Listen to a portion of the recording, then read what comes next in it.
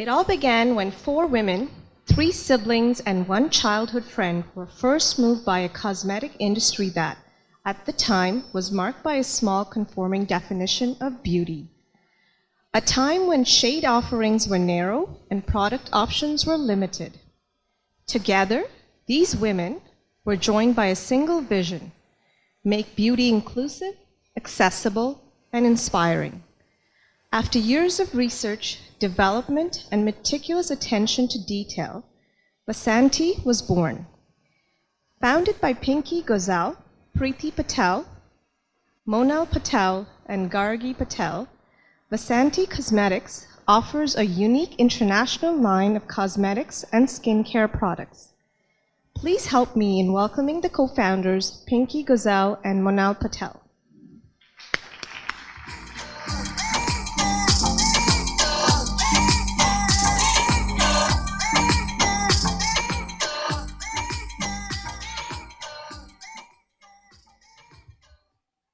Thank you for having us. I'm Monal. I'm one of the founders. This is Pinki. The other 2 that couldn't be here, Preeti and Gargi. I don't know if okay, there we go. Sorry, that's me in the middle. I just wanted to introduce everybody. Pinki on the left side of me. Pinki's our product development guru. She's the one who comes up with all of our wonderful products. Preeti, who's on the right side, she's our head of marketing, and Gargi is head of our training, and she's our national makeup artist. And I handle the finances and operations of the company. So I just wanted to take this opportunity to tell you a little bit about our story, how we got started. So, as you heard, Vasanti was built on the bonds of sisterhood. And it's not just the 4 of us. We've had a lot of friends and family who have supported us and helped us throughout the years. And I sorry, a little nervous. Just wanted to let you know how we got started. It all happened sometime in mid-1996. Pinki had moved to Chicago to do her master's in psychology. And while she was there, she had to get a full-time job at a high-end makeup studio.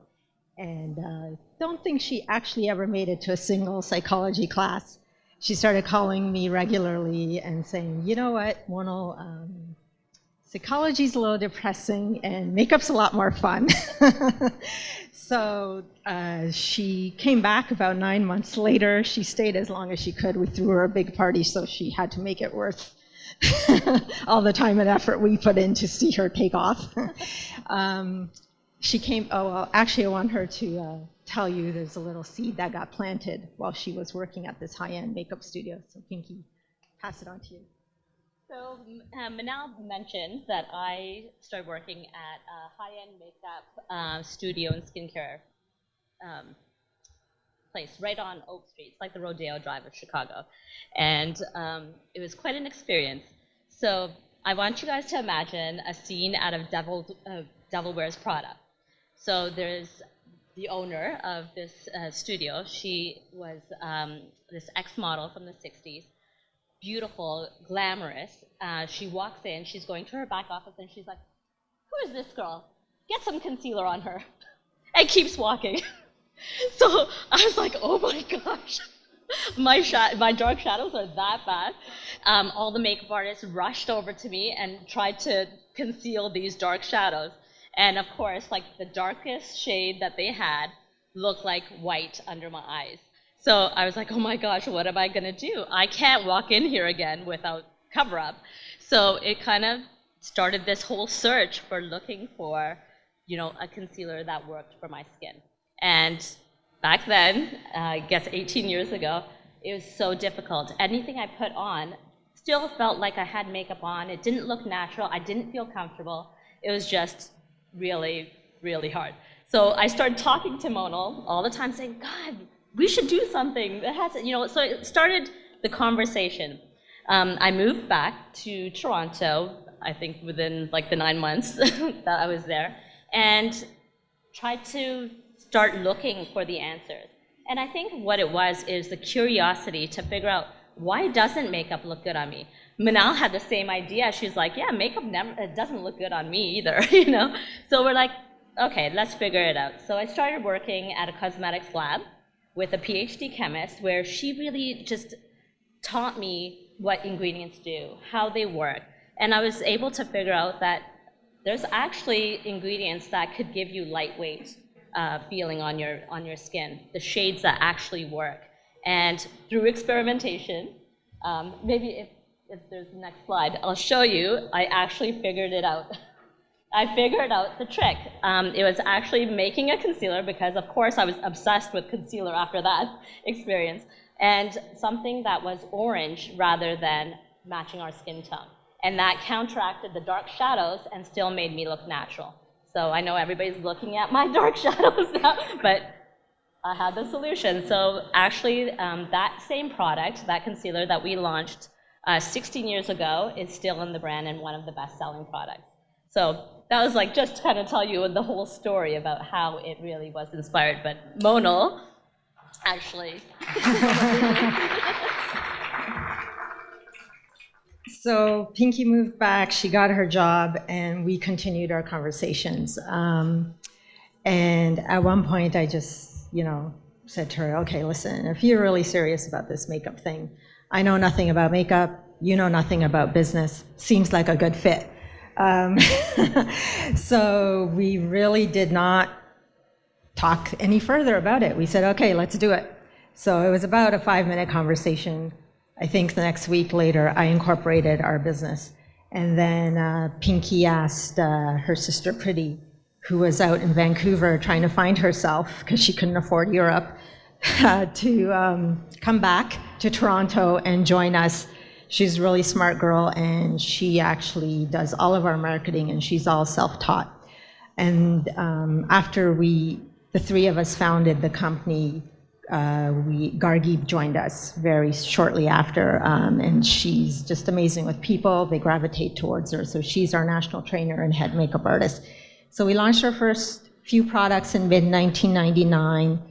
We took it very slow. We worked, I think, for the first 7 years, we all had full-time jobs while we did Vasanti.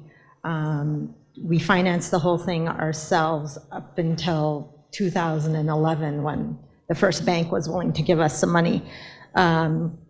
So yeah, we had to take it slow. We didn't have a choice, really.